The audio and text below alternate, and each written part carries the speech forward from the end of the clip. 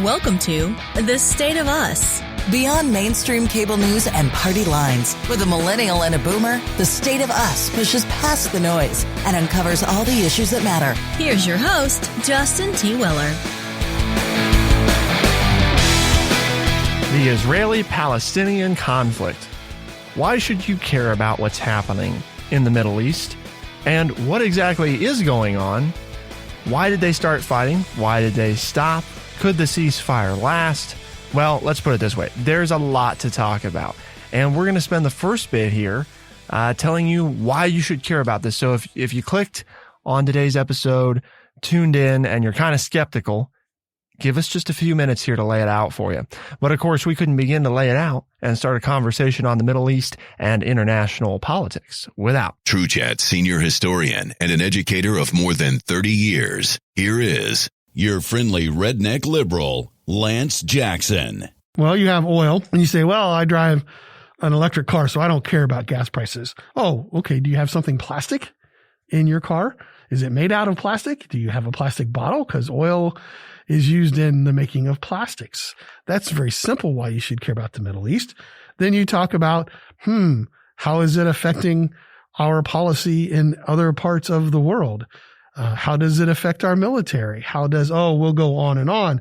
But Justin came up with the word of the day. Conflagration is a noun, C-O-N-F-L-A-G-R-A-T-I-O-N, means to burn, a big destructive fire.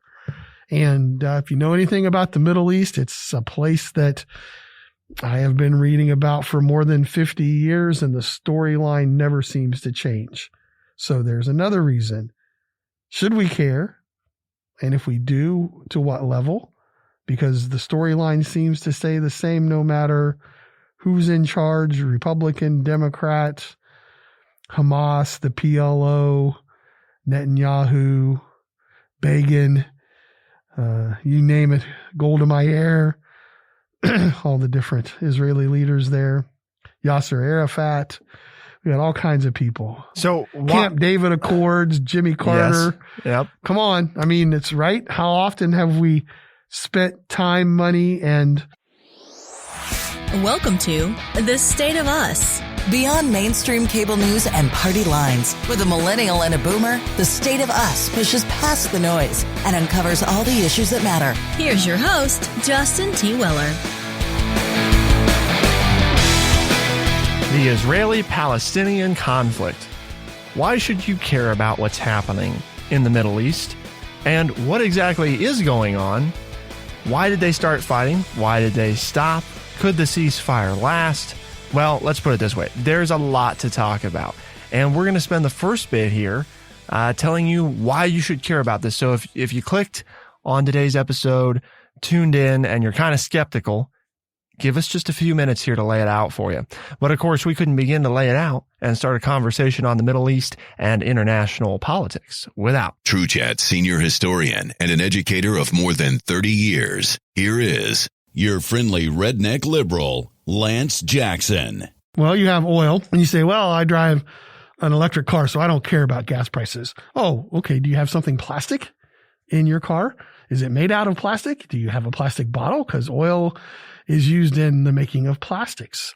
That's very simple why you should care about the Middle East. Then you talk about, how is it affecting our policy in other parts of the world? How does it affect our military? We'll go on and on. But Justin came up with the word of the day. Conflagration is a noun, C-O-N-F-L-A-G-R-A-T-I-O-N, means to burn, a big destructive fire. And if you know anything about the Middle East, it's a place that I have been reading about for more than 50 years, and the storyline never seems to change. So there's another reason. Should we care? And if we do, to what level?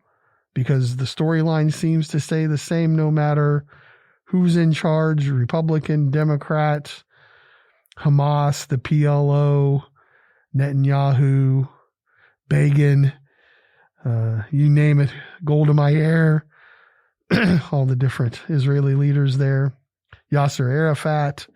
We got all kinds of people. So Camp David Accords, Jimmy Carter. Yes. Yep. Come on. I mean, it's right. How often have we spent time, money, and sweat and blood on the Middle East and on Israel. So folks, if I'm getting the gist of it here, Lance, right, they should care because if for no other reason, we, the United States of America, have spent untold money on this region. My guess would be if it's not in the trillions yet, it's got to be approaching. Well, money, time, and energy. I mean, that's because every time, here we're talking about it. So we're not talking about helping young people become good citizens. We're not talking about job creations. We're not talking about how the economy is going to grow. We're talking about this place called Israel that has historical and religious significance to many, many millions of people in the world. And so when you take time to talk about something, you should care about it. So let's talk about, what is happening, because I think this article, by the way, is from the Wall Street Journal. It does a pretty good job of the stuff that we've been able to find, but I think a lot of the cable news outlets are losing a lot of this by getting lost in some of the details, perhaps, and not bringing enough background into focus for us. And so Lance and I are going to try to do that today, is sort of set the stage, break down what is happening, but then also talk about, so what do we do about any of this? Is there anything we can do? Or do we just, call it a day, call it quits, and quit spending our time, money, and energy? So be thinking about those things as we're talking today. Ultimately, those are the questions we're seeking to answer. And you can share your thoughts by sending us an email, podcast@thestateofus.org, podcast@thestateofus.org. Send us an email.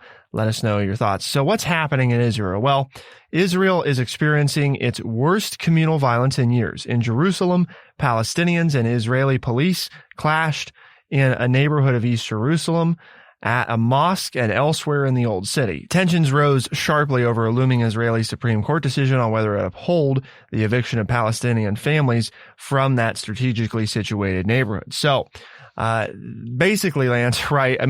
Again, without getting too much into the weeds here, there's an old new issue, right? Part of the ongoing problem in Jerusalem is that different factions and nations and groups claim contested parts of the city. They don't all agree on who gets what and who's in control of what. And so you have people that live in these areas. You have governments that make decisions about the people that they claim to be representing.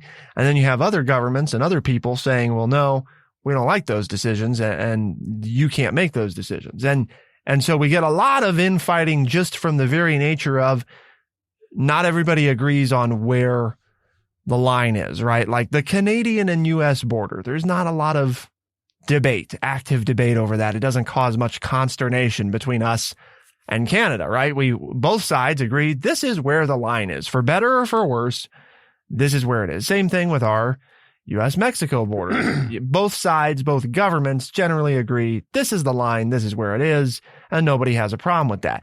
But that's not at all how it is, right, in Jerusalem or across the West Bank or Gaza. There are lots of issues with agreeing who's where, who has control, who's in charge. Well, the modern nation of Israel was created after World War II and was established by the United Nations and put down in the middle of an area that was already been settled. And it is people of a different religious belief than the Jewish people that the modern day Israel was created for. And what we have here is the Israeli people and the Israeli government want to make sure that they're as safe as possible. And so they want to expand the borders of their country so that they develop more of a buffer around themselves from these people who don't want them to be there at all. And again, in the short version, that's what's going on here. There is another, this time in the court system, there is another land grab by the Israeli government that it says is necessary for the protection of the Israeli people who are living in this area. And obviously the people who have been living here for generation after generation for thousands of years possibly are saying, wait a minute, this isn't, we've been living here. You don't have the right to just throw us out. And hence the protest, and then the protest being escalated by police presence, and then the police presence causing the throwing of rocks and fireworks, which then leads to bullets, which leads to missiles and bombings and deaths. Yeah. So there you go.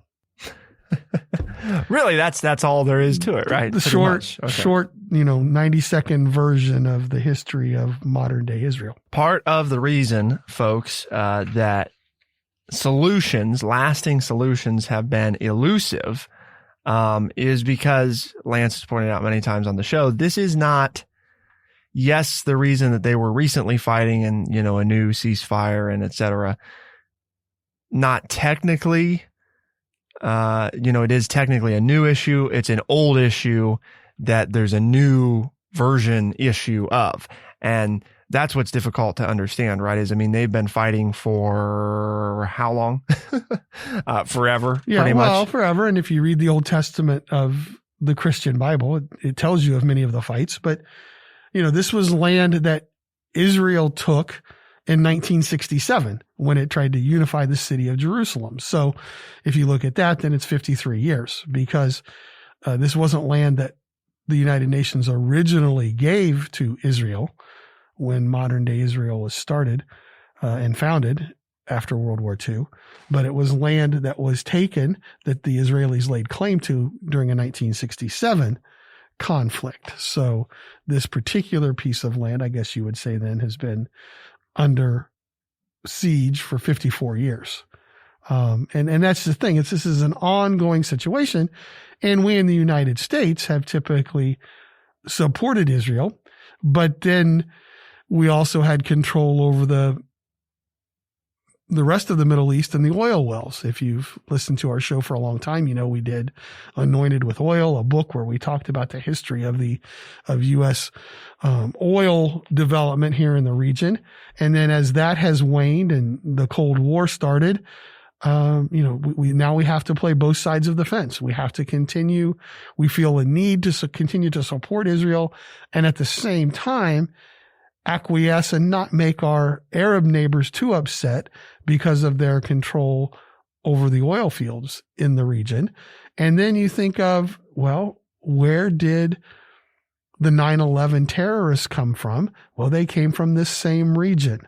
So, we didn't talk about that in the opening, but then you also have the concern of what we do with Israel may or may not cause more terrorist reactions throughout the world and hence on the United States. So people want to throw this off, and I'm not going after you, Justin, but you say, the border between the United States and Canada is not too bad. Okay. But it's not even close, right, to the same historical not at situation. all. And maybe some of our younger listeners don't understand that. Why is this such a big deal? Well, and putting in context too, in fairness, right? The United States took much of the land that we have today, and being the world power we are, we, for the most part, yes, there were negotiations, but we pretty much told Mexico and Canada, these are the borders, and if you don't like it, we'll just shoot you if you come across this border, or we'll nuke you, or invade you, or just take over the rest of your land. So, in fairness to Israel, that's what they're saying. Well, right, and that's where it's, they're trying that, but obviously Israel, and this is relative to the United States, right? They are not in the same position of power on the world stage as the United States might be, in many ways. But they're our friend. They are an ally. Well, depending on who you ask, right? They're our friend as long as they have been. They have been for a long time. Sure. And there are people now who want to maybe say that, question that friendship. Maybe the loyalty of that friendship shouldn't be as it has been for the last 60 or 70 years. Maybe it's time to reevaluate this friendship. Some people want to do that. Correct. Others say no. This is something that we started and we need to continue to support because it will show other countries that the word of the United States matters. And therein lies the problem in the discussion.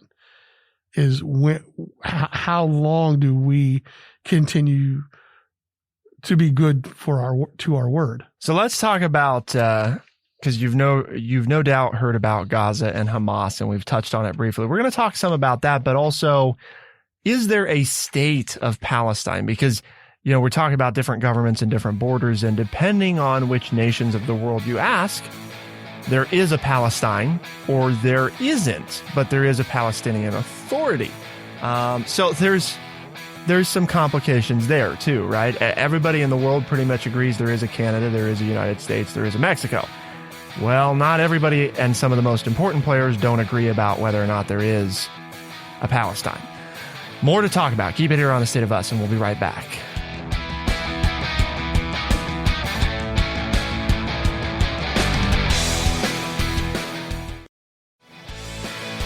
We are The State of Us. Here's your host, Justin T. Weller. As of the 31st of July, 2019, 138 of the 193 United Nations member states and 2 non-member states have recognized Palestine as an independent sovereign power, right? As a de facto state. Israel is recognized by 164 of the 193 members. I think it's important to note Palestine has been a non-member observer state of the United Nations General Assembly since the passing of the United Nations General Assembly resolution in November of 2012. So they're in this very odd space, right? It would seem, Lance, this whole majority rules democracy thing, 138 of 193, well, that's certainly a majority, isn't it? Shouldn't the world just accept that Palestine is a state? Because the United Nations says it is. 138 of the 193 world nations seem to say.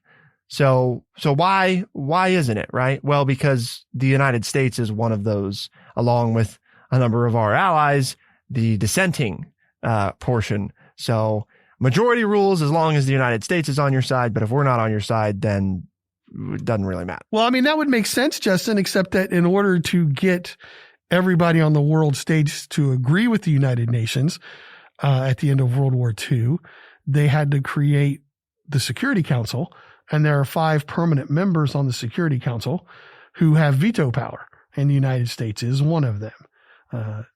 China, France, Great Britain, and the Soviet Union being the others, Russia now again. So it doesn't matter what the majority has to say in the UN if one of those 5 say no and the United States says no.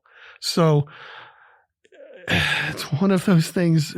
Are we better off with not to go down the rabbit hole, are we better off with the UN or not with the UN?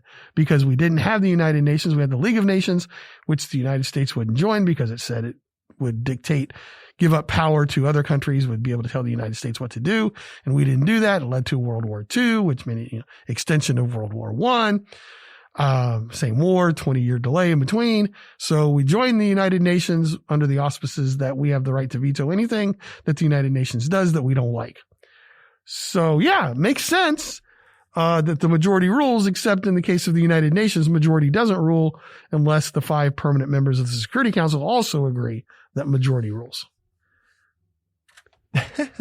Now, I didn't muddy the waters as much, right, as Palestine? Because, you mentioned Palestine. And according to Webster's New World Dictionary, Second Collegiate Edition, Palestine is the region on the east coast of the Mediterranean, the country of the Jews in biblical times. The second definition, it is a British mandated territory west of the Jordan River from 1923 to the establishment of the State of Israel in 1948 by the United Nations, which is why the conversation of the United Nations needs to be had, because that's how Israel was first created. And that whole region is known as Palestine, but you notice the reference there is Jews, Jews, Jews, Britain. There's no discussion of the Arabs in Palestine, which they call their homeland as well, and who they also have religious ties to the area, that's where Muhammad did many major teachings and mystical things. Makes for a very hotbed of stuff. in the place of the world. I mean, we think our border and immigration problem with Mexico is big. It's not even fathomable as to what's going on here in Palestine. So an important thing to note, because I know, and here's the right, we want to try to keep it high level. And I think for the most part, Lance, if we asked a lot of scholars who study this literally for a living, we've probably kept it pretty high level. I think part of the issue in us finding a resolution is that often we feel because the situation is so complicated and dense that therefore any solution must also be equally complicated and dense. But to note, right, that Israel's relative to world history has not existed very long. It's relatively new. Modern day Israel. Yes, that's what I mean. Yeah, the nation of Israel as we know it today, right?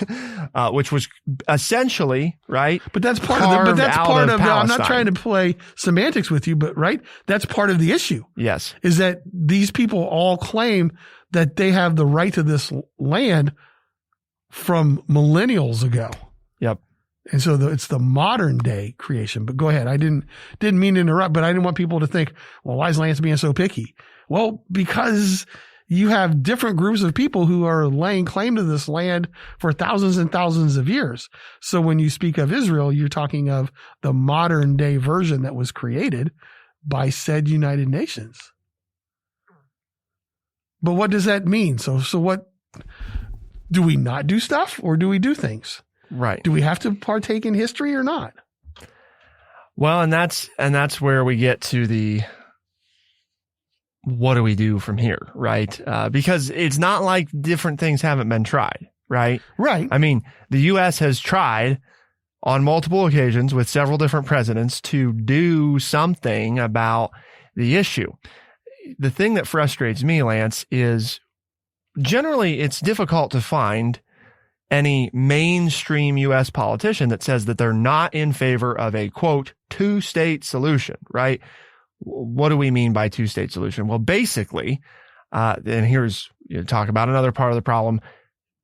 We mean that we think there should be a Palestine and there should be an Israel. Great, right?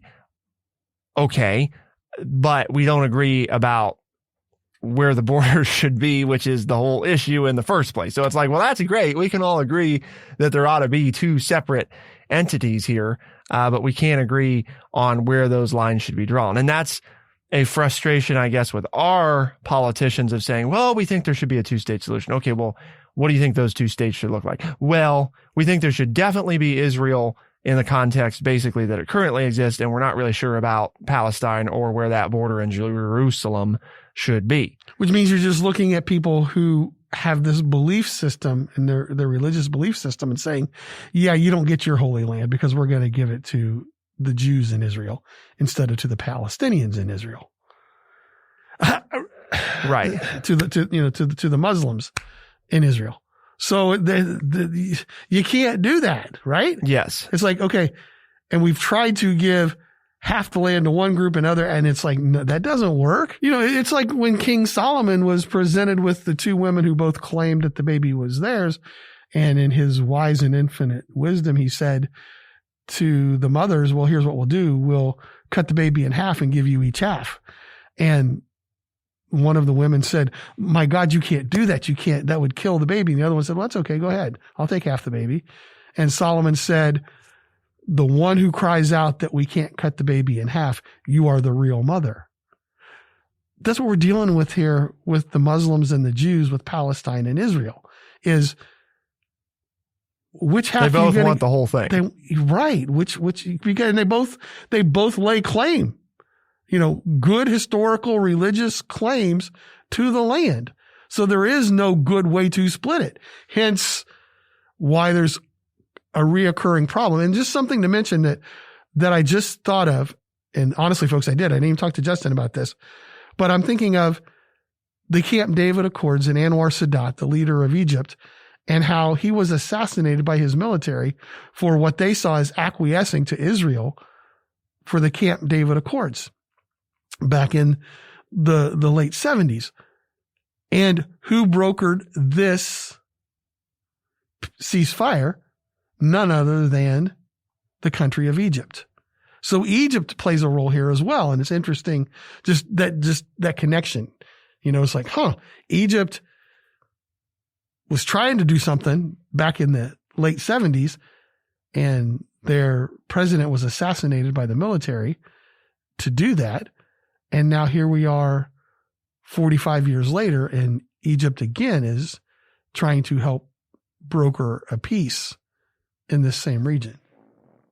We've got one baby and both sides want the whole baby, right? And that's part of the issue is, there's over the years, right, there's been some progress about, okay, well, maybe we could agree to draw the line in this part of the city this way, and we could draw over here. But then we get to these sticking points, right? Most notably, of course, the part that everybody's concerned about, right, which depending on which religious side you ask about is, of the utmost importance to them. And we can never agree on what to do about that because that's the part, right, that ultimately it's what it comes down to. That's what matters. So here's a question. I think one of the issues might be that the world kind of looks to, Palestine and Israel need to figure it out, because if they get it figured out, it's like, but okay, folks, nobody's been able to figure this out for 1,000 years, or more. So what makes you think that these two, both of whom cannot objectively, right? I mean, they're in it, right? Because to each of them, this is of the utmost importance. There's no question. It's essential. And if you ask, Israel where its capital is, well, it's in Jerusalem. And if you ask Palestine where its capital is, well, it's in Jerusalem. So we have some issues there, right? With supposedly they both have the same, East Jerusalem is the capital of Palestine and West Jerusalem is, but the point is, I'm not sure that relying on them to come up with it, which is why the U.S. has historically been involved, right? Because it's like, look, folks, they're not going to get it done on their own, okay? Or if they get it done, it's because there will be a war and one side will conquer and the other side will be defeated and it will be the end. So here's my question, I guess, that I want to pose to folks. And we need you to talk about, why would this be a good thing? Why would it be a bad thing? What if Jerusalem belonged to neither, right? What if it was not its own, state, but some kind of internationally governed, territory that both sides have access to? Now, I'm not claiming that I certainly didn't come up with this. Different versions of this have been proposed before. And the objection has, of course, always been that while in concept, that might sound nice, you're never going to get Israel or Palestine to agree with it. And the question that I'm posing is, do we need them to agree to it in order to do it? So I'll leave you to think about that just for a minute. We've obviously got plenty more to talk about. Keep it here on The State of Us. We'll be right back.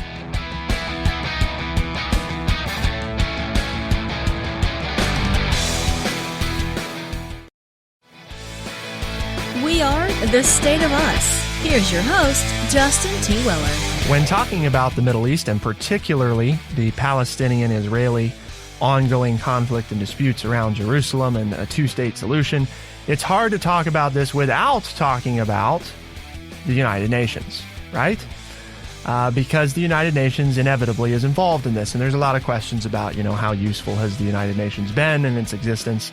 And Lance and I typically come back to is the United Nations perfect? No. At the same time, has there been a third world war? No, there hasn't. So, yes, no, kind of, depends on which situation we're talking about, right?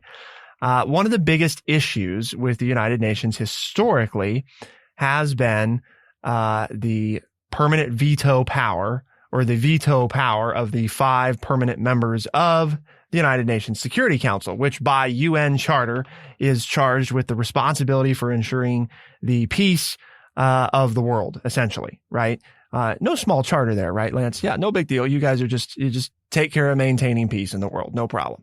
And there's a lot of other members of the Security Council, but if one of those 5 votes no on any given item, it is a automatic veto doesn't matter if the rest agree. Now, up until when the United States needed the Korean War to be a thing and to go our way, there was nothing you could do about that. But the United Nations General Assembly Resolution 377A, known as the Uniting for Peace Resolution, basically gives you the quote unquote end, so to speak, right, of the Korean War, which isn't really over, but again, technicalities here, right? It's basically the thing that let us put people that are quote unquote from the United Nations on the border of North Korea and South Korea and say, we're done. You know, this is it. It's over, because we've got troops from all these different countries, mostly United States, but they're wearing hats that say United Nations, and we've stuck them here on the border, and they're part of the Uniting for Peace resolution. The war is over. It's basically, in short form, it is a way to bypass the Security Council if the General Assembly calls an emergency session, because a deadlocked Security Council cannot uphold its chartered purpose, which is to ensure the peace of the world. So it's a very fancy way around that. There is some debate, but generally speaking, it could probably be used, you know, to essentially establish Jerusalem as an internationally managed by the United Nations territory. So Palestine, you don't get it. Israel, you don't get it. There's this carved out portion, the city of Jerusalem, that is managed, you know, by the United Nations, which is sticky of its own accord, right? General concept, lots of details there that go into it. Lance is lots of heavy size. So let's talk about now. Again, this is not my idea. It's been proposed similarly to this before. Main objection is Israel and Palestine would never agree to such a thing, right? Well, based off of the legal organization of the United Nations, they don't need to agree to it. The United Nations could simply decide and issue a peacekeeping force. Now, another version of this is you just go ahead and draw the line, right? And you're going to upset both sides because you're not going to draw it in a way that favors either of them. And then you place a United Nations peacekeeping force in the city of Jerusalem, internationally organized, obviously, by other nations other than those two. And you say, well, that's, you know, that'll do. And you it. have to get the rest of the world to agree to this. And that's where, you know, it's right. No problem. Right. Yeah. The theory, okay. Should be easy. I don't think anybody really wants to step into that. Again, the theory is good. It's kind of like when, you know, there's one cookie left in the cookie jar and your sibling goes to get it and you yell and scream and because you wanted it. And mom makes the ultimate decision. Okay, nobody gets the cookie. And everybody just waits till dinner. Now you have two people mad. And I think the fight still continues. It's always been said that was the story, you know, oh, look at mom. She solved the problem. Nobody gets the cookie. And so you're happy because your sibling didn't get the cookie. And they're happy because you didn't get the cookie. But the reality, I think, is theory's great. But the reality is you have two mad siblings now because neither one of them got the cookie. And I think that's what you would have with Israel. I don't see that working, even if the rest of the world said, we'll go along with this, because who's going to be the ones to spend the money to send the troops in and put the troops there? And then that becomes a flashpoint. Now, the counter argument, arguing my other side, I guess, is that, hey, it's worked in Korea, right? So far, everybody said that was going to be the flashpoint for. Well, that's what people said about North and South Korea, right? Right. That's what I'm saying. Or the Brandenburg Gate, you know, East and West Germany. That was going to be one of the places where World War III started. And now we have had the reunification of Germany and all of it's good and bad. But, you know, and you're saying, what do you mean East and West Germany? Well, for you young people, yes, there was a time after World War II when, and with me growing up, that's where the nuclear war was going to happen, at the Brandenburg Gate, separating East and West Germany. And the wall was built in the early 60s and it was torn down and no longer exists. And so, you know, what sounds far-fetched, Justin, quite possibly could work, because when you look at the examples, I'm talking myself into it here because I'm like, yeah, there's no way. But then you start thinking about things that we've done in the past and they worked. So why not? I guess I would say here's the one. Is it better than doing nothing? Right. Well, and yeah. I mean, do we try it, you know, for 50 or 60 years and see if it works?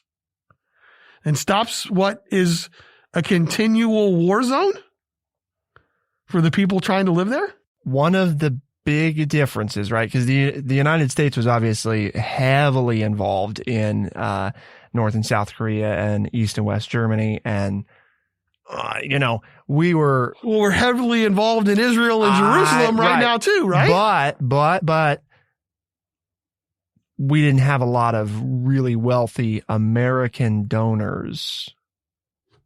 And here's the interested in Germany and North problem. Korea. Yeah. Right. Because how many times you've heard about ultra wealthy South Korean, North Korean, East, West Germany donors? Wait a minute. Are you saying this whole issue for the United States is about money?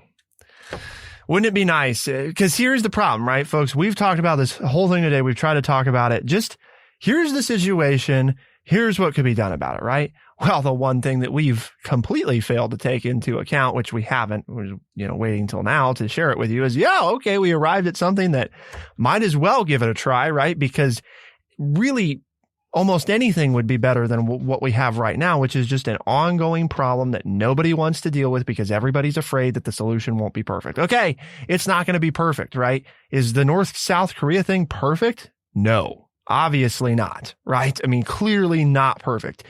Is it better than North Korea having nuked South Korea by now and, killing millions and millions of people? Probably. Realistically, right? It is better than what the alternative probably was. So it makes sense to probably do something. Biggest issue is North and South Korea, Germany. We didn't have politicians that had been bought and paid for by the people with the interest and the money.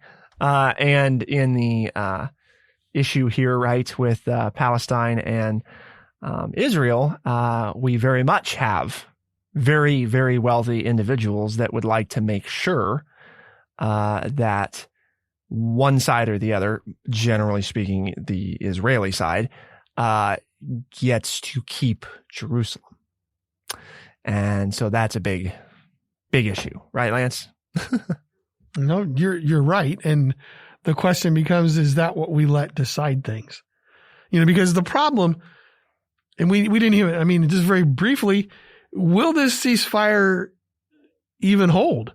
It's like, we solved the problem. See, we don't need to worry about a bigger solution because there's a ceasefire now. Both sides have agreed to it. When reporters asked Hamas and Israel, okay, what about this ceasefire? They both had a different interpretation of the rules of the ceasefire. So can we really trust that the ceasefire is going to work? I don't think so. So then it's time to try something else. I guess that's where I am, Justin, is you always want to ask me for an opinion and I always give both sides, but it's like this one, I think I'm willing to try something because I know that in my lifetime, this has been a bone of contention and I don't see it changing. And this ceasefire is not going to last any longer than any of the other ceasefires. So let's try something different. Let's get the UN involved. Let's do this. The worst thing that could happen is, it could start a big kind of messy war and fight, which has been going on here anyway. And not just in the last 11 days. But for the last 50 years. So are we really